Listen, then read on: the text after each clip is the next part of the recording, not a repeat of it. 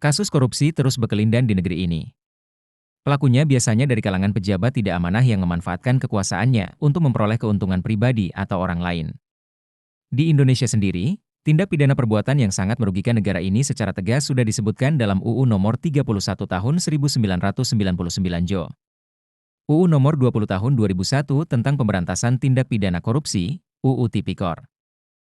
Pada zaman Nabi Muhammad SAW, sudah ditemukan sejumlah kasus korupsi dalam beberapa bentuknya.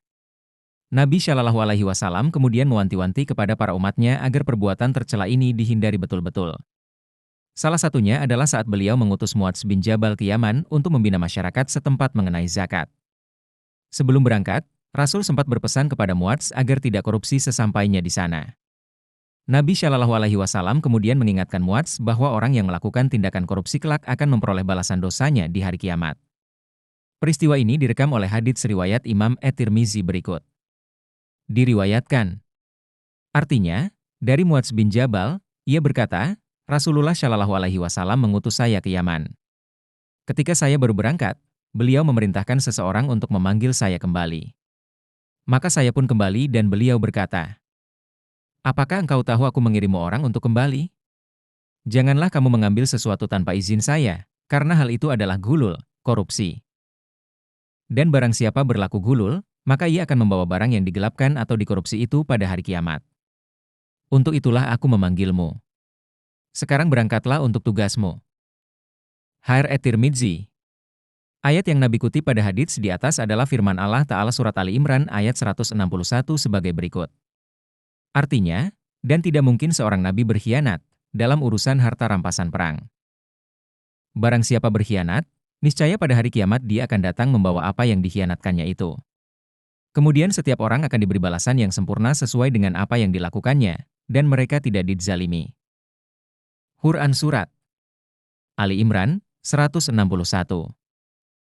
Imam At-Tibi mengatakan, maksud, barang yang digelapkan atau dikorupsi itu pada hari kiamat, pada ayat di atas adalah kelak dosa koruptor diwujudkan dalam bentuk seekor unta yang menjerat lehernya. Hal ini mengacu pada hadits Nabi riwayat Imam Ahmad berikut. Diriwayatkan.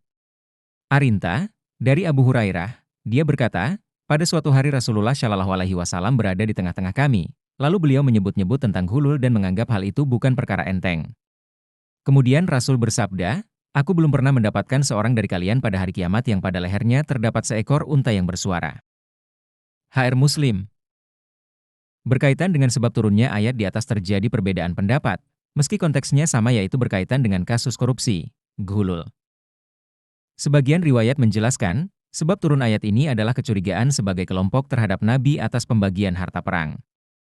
Dikisahkan, pada satu peperangan, tidak disebutkan nama perangnya, Nabi membagi harta rampasan.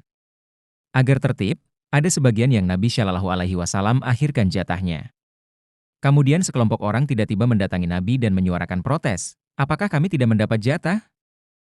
Nabi kemudian menjawab, andaikan hak kalian senilai gunung emas, niscaya aku tidak akan menyembunyikannya 1 dirham pun. Apakah kalian kira saya melakukan korupsi atas ghanimah? Riwayat lain mengatakan, ayat di atas turun pada tahun 2H di momen Perang Badar.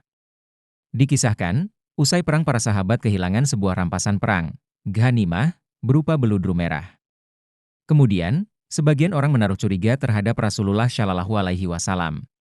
Jangan-jangan Rasulullah yang mengambilnya, kata orang tersebut.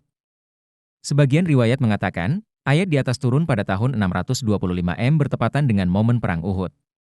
Dikisahkan, saat itu Nabi kecewa dengan pasukan pemanah yang tidak mematuhi instruksi beliau karena tergiur harta rampasan perang sehingga mereka melalaikan tugasnya. Hal ini yang kemudian menjadi celah bagi musuh untuk melakukan serangan telak.